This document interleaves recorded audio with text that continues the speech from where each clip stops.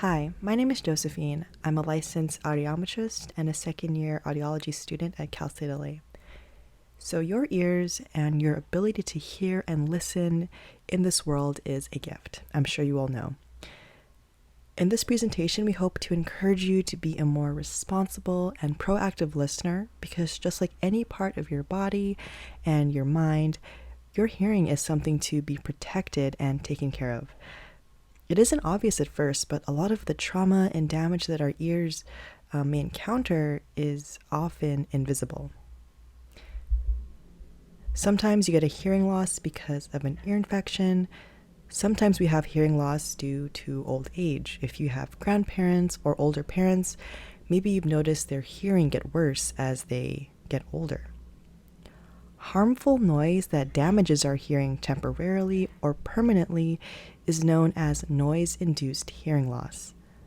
Harmful noise can be brief incidents like shooting at the gun range or unfortunately being next to an explosion or fireworks, or they can be more long-term or extended, such as listening to music with headphones at very loud volumes for extended periods of time. If we give our ears a chance to recover from this harmful noise exposure from this really loud volume, then the effects, or what we perceive to be a loss, may recover. But this isn't always the case. When we feel like our hearing is back to normal, damage may have already occurred, but we just don't know it yet. And of course, the more often we listen to really loud noises without giving our ears a chance to rest, then the more likely we're going to get that permanent loss from harmful noise. Harmful noise, again, that's either loud music or instruments, gunfire and explosions.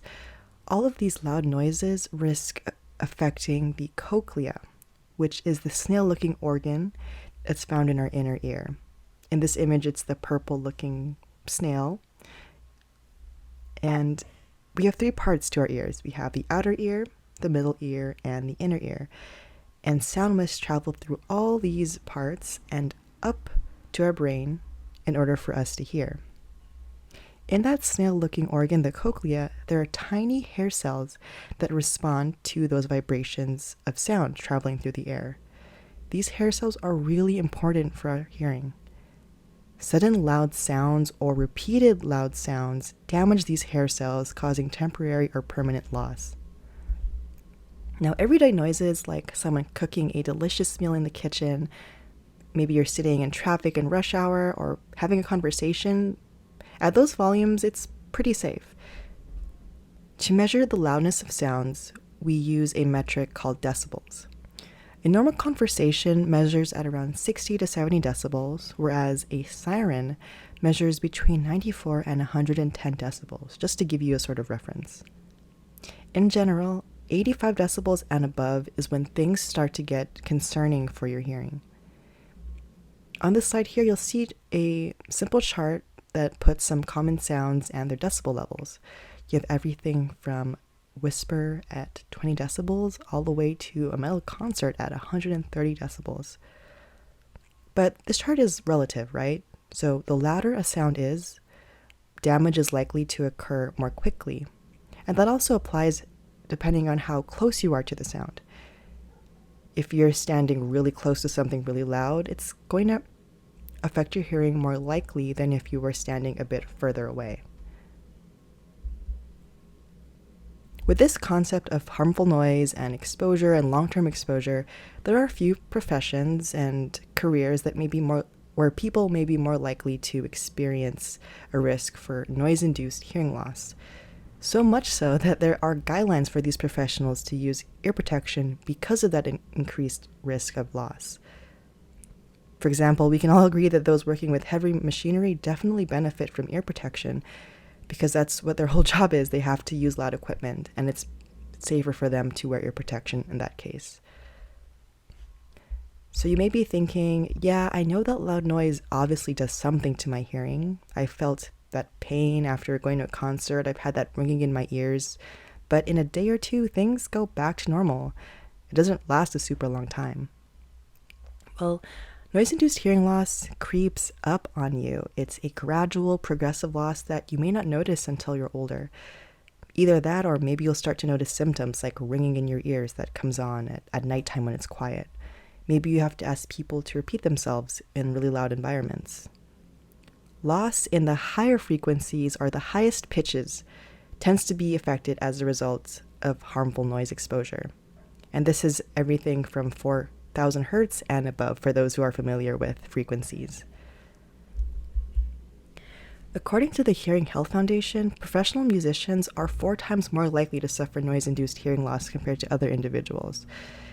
And, that's just the nature of being a musician or being in this industry, right? Music is beautiful in its dynamics and complexity, in its softness, loudness, and everything in between. While this is by no means a complete chart, here is a list of some instruments and some types of sounds that may be associated with, being a musician, as well as the range of loudness that is associated with that instrument. If you're ever curious about, how loud it gets while you're practicing your instrument or when you're at a concert or just anywhere, there are decibel meters apps that you can download on the App Store. Give it a try if you're curious, while you're in a practice session or at a concert, just to see how safe and how loud it actually is. So, do you see any familiar instruments on here? What I want you to do now is just pick anything that you see on this chart. So let's look at, for example, a flute. So the range of loudness is between 92 to 103 decibels. Now keep that number in mind.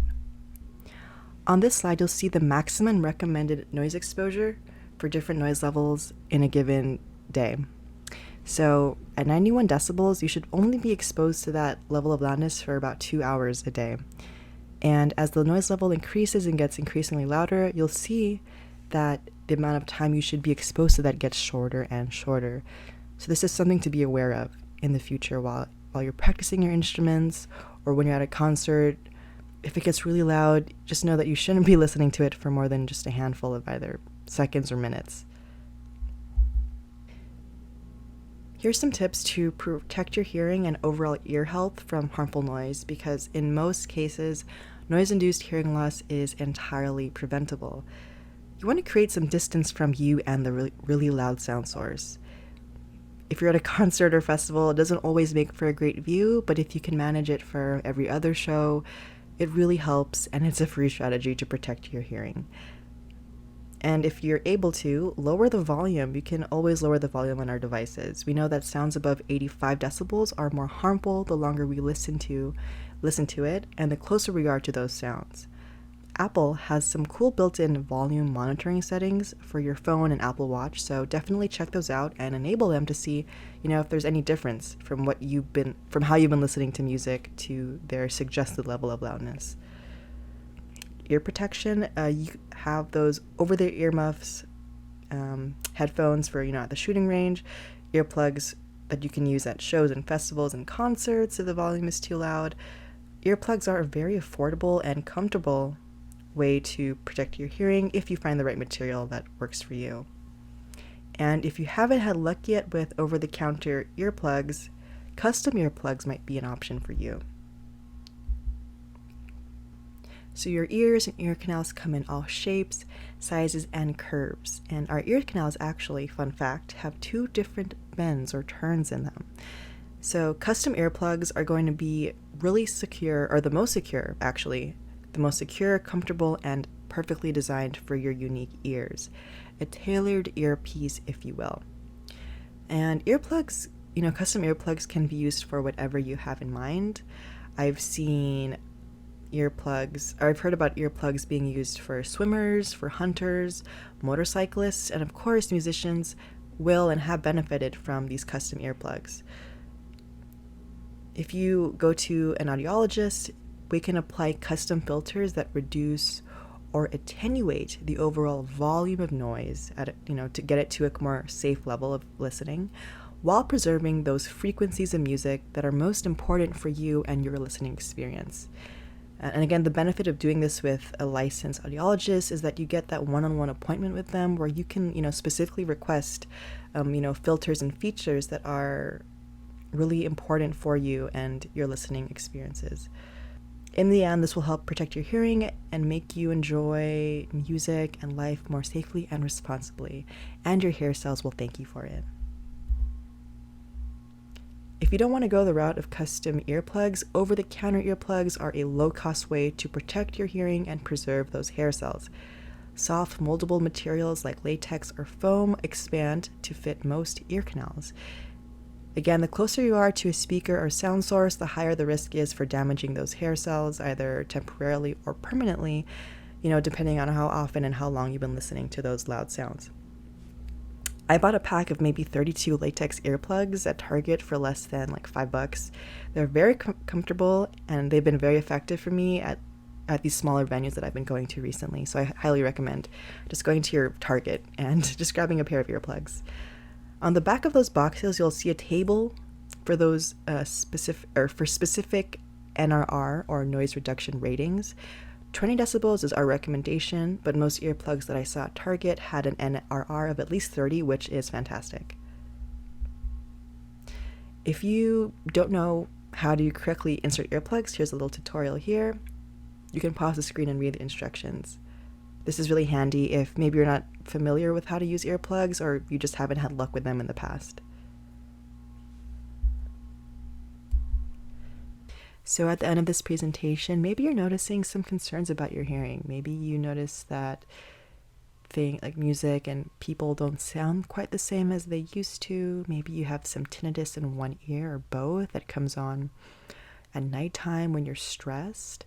If you have concerns about your hearing and you would like to get it checked out, we can schedule you for a free audiology evaluation at HearCenter. All you need to do is just shoot us an email at info@hearcenter.org with your name and the date of this presentation to get that free voucher. And after this presentation, we will have a lovely audiometrist to do a free hearing screening as well. So if you don't want to wait for that free audio eval, you can come on over today to get your free hearing screening. So it's a pass-fail test, non-invasive. You'll just be listening to tones with some headphones and then letting the audiometrist know if you can hear it or not. And if for whatever reason you don't pass the screening, which is okay, you will have that free follow-up hearing test at HearCenter for no charge as well. So either way, we can get you access to a free hearing screening or free test depending on your preference. If you have any other questions about the presentation, your hearing, or just HearCenter services in general, feel free to email us at this address here or give us a call or text us at our number 626-734-6555. We hope you enjoyed this presentation. Thank you and have a beautiful day.